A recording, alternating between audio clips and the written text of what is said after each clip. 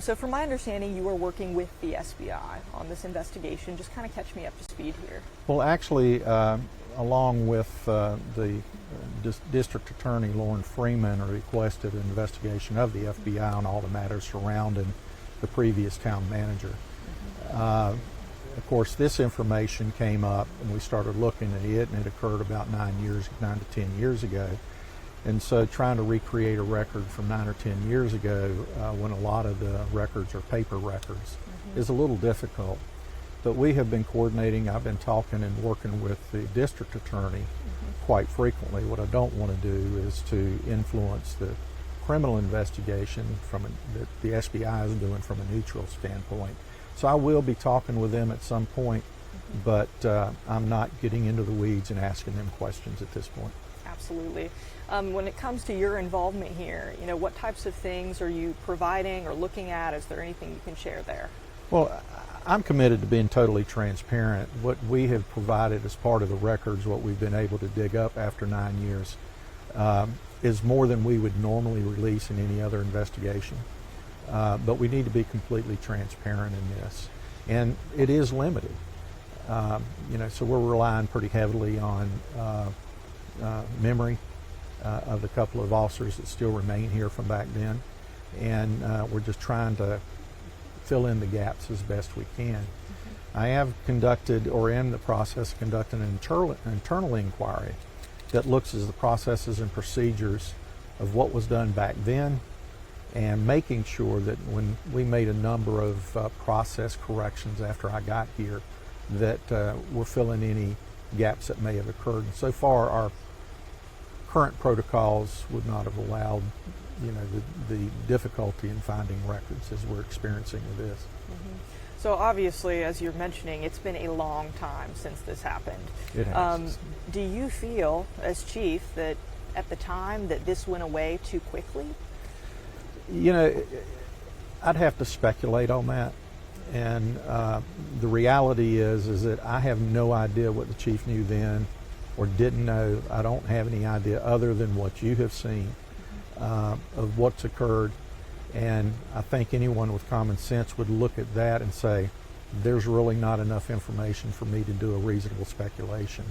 But that's why we want someone independent to look at this as well, to see if they come to some of the same conclusions. The internal inquiry I'm doing looks at processes and all that. I will turn that over, and I've already been talking to the district attorney. That will get turned over to the district attorney and the SBI as soon as we can. Now that is an internal investigation, which by law I'm restricted on what I can share and what I can't. But anything that we can share, I will share. I'll be totally transparent with you. I'm getting kind of caught up on exactly some of the documents that revealed what has gone on here, and we've been talking kind of generally about it. But from my understanding, Sean Stiegel's car was linked to a hotel where there was a drug investigation going on. Is there anything else that you can share just about what that situation entailed? Well, the records speak for itself, and anyone can go and read it. To me, and I've had quite an extensive career in drug enforcement and that sort of thing, including involvement in federal task forces. It reads pretty straightforward. It is what it is. But it also, there's a lot lacking from there. So you don't see anywhere in there where anyone was arrested. We don't see any drug seizures from anyone.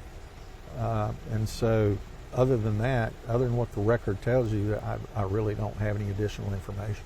Yeah. You mentioned over and over there's challenges presented here just because it's been such a long time. I'm sure you're having to dig up a lot.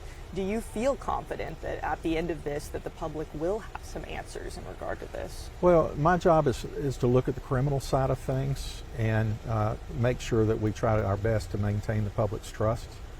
And so that's why ever since this broke back in November, I've been coordinating with the district attorney.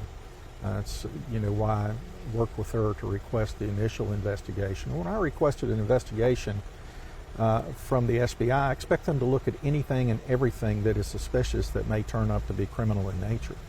And they're a first-tier organization, and I trust them to do a thorough job.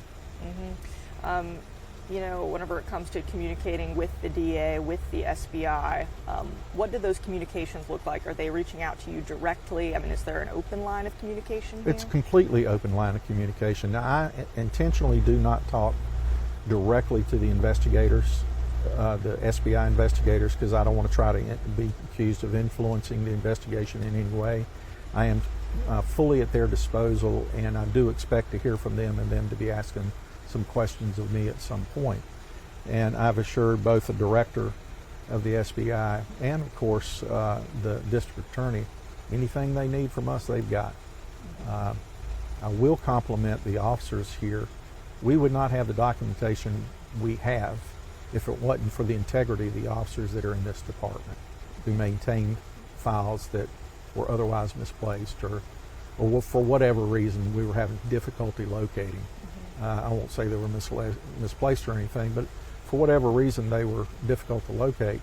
The officers, keep copies, and I've got every copy of everything I've ever done in 50 years.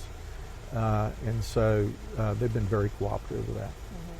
You're clearly choosing to speak to the media. You're vouching for transparency in this situation. What else do you believe that the public deserves to know as we report this story? That both the town and the police department are trying to be as transparent as we can with the Open Records data portal. Anybody files a Freedom of Information Act, it gets posted online. The results do. Same way with the police department. At the end of the day, the facts are the facts. You can't change it. You can't change them. You shouldn't manipulate them, and I refuse to do that.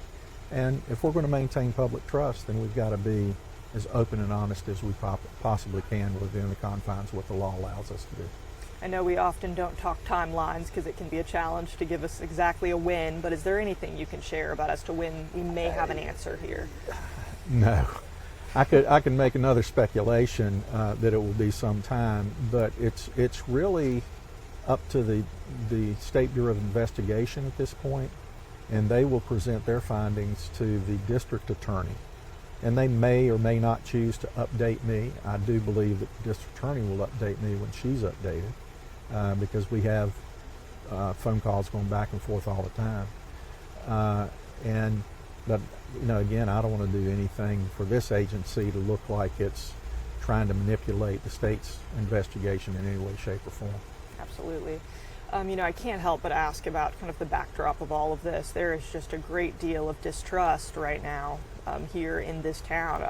As the police chief, what is your message to the people of this community who, have distrust of, not just the police department and a number of agencies, but just kind of overall have this feeling about the town? Well, I came out of retirement to come here as the interim chief back in the late 21. And the reason I put in to stay as the permanent chief was because of the integrity of the people and the high quality people we have, not just in the police department, but in the town as a whole. We all make mistakes from time to time, but at the end of the day, you look at the heart and the soul of the individuals that you work with and that represent the town and represent the citizens. And, I am still here because I believe in their integrity.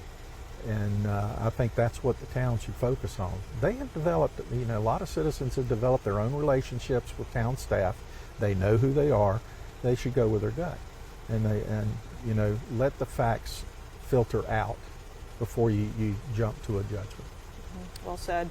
I'm going to check my phone because I've been hearing it blowing up in here, and I want to make sure I'm not missing any other questions. Is there anything that you believe I have missed that we need to be touching on here? I don't think so. When did you learn about the SBI investigation? I had conversations with the district attorney late last week on a couple of occasions, and we were talking about that. At what point do we do it? And we were looking at, our internal inquiry for the information we have to date. Of course, if anything else comes back up, we'll open it up and add to it. But I wanted to provide that information to her, and so the SBI would have something to start on other than what we can. Policies, procedures. I would expect that the SBI will look at, the procedures that, were operated upon back in the day. but the internal inquiry will provide what procedures look like. And so we were talking about that, and early in those conversations, we were both agreeing it's probably best to request the SBI. And of course, that's what she did, and I support it.